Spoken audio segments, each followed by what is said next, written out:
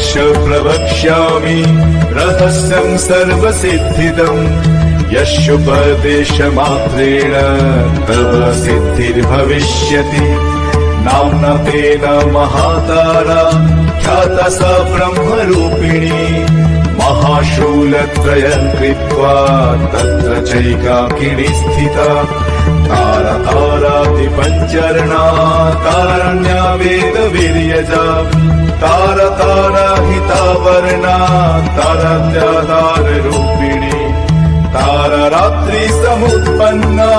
तारा रात्रि वरोद्यत तारा रात्रि जपाशक्ता तारा रात्रि स्वरूपिणी तारा राग्विश्वसन्तुष्टा तारा राज्ञी वरप्रदा तारा राज्ञी